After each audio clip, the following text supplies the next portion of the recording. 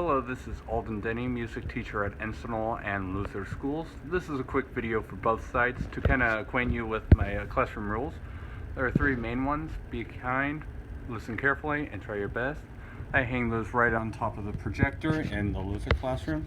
And of course there are some miscellaneous rules like the no-go zones with the black tape. That's what that black tape means. And with those rules, we also have a behavior management system. So this lets the students see how they're doing in class, what their behavior. We have a clothespin for each student. Each student will have a clothespin with their name on it, and each class has a clothes hanger where all the students go.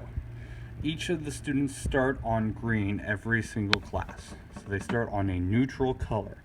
If they're doing particularly good, I'll have them go clip up to one of the blue colors.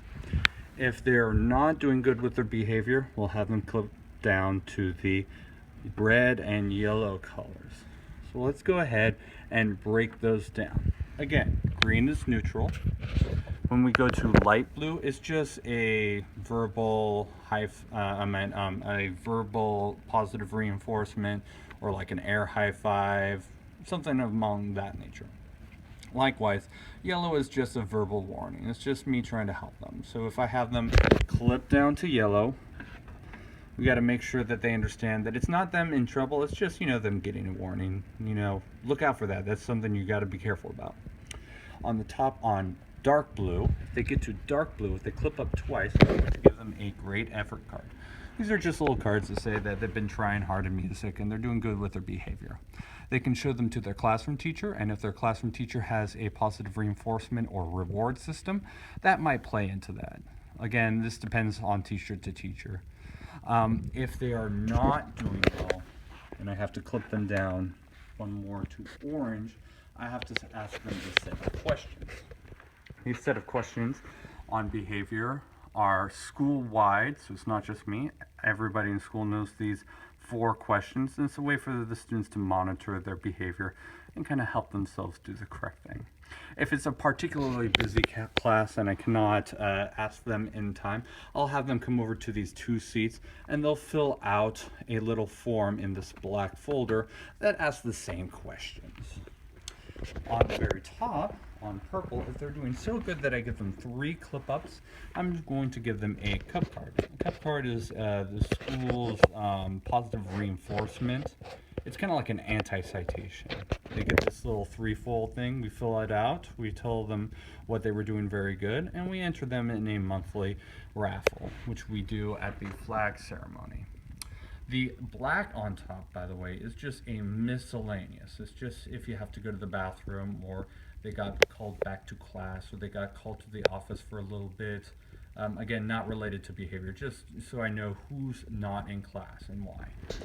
On the very bottom, if we have to clip them down 1, 2, 3 times, we clip them to red. Now, if they get down to red, I'm going to have to give them a cup correction card. Now, this is a new thing for the school.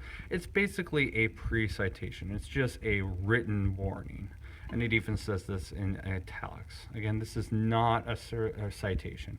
It's just a warning. So we need that to kind of give you enough documentation of the behavior that we can zero in and say they're really not doing well with following the instrument procedures or this or that.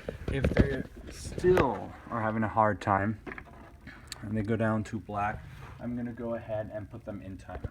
Again, these are my timeout chairs. If they're in timeout, they're going to have to fill out another one of those forms, and I may have to ask them about respect. Again, these 4 questions are kind of standardized, and of course I'll have a copy of those 4 in the folder as well. If they are not respecting the timeout procedures, if they're being disruptive or throwing items in the classroom or whatever it might be, I may need to send them back to their homeroom teacher or send them to the vice principal's office. Most likely you'll see a fair amount of cup correction cards before you see one of these, unless it's a drastic infraction. Once we move to the vice principal route, we may have to issue a disciplinary citation. I didn't assign any citations last academic school year. There were some that were issued in tandem with some vice principal passes, but I didn't do any citations myself, so it's not a very common occurrence. And that's a basic outline.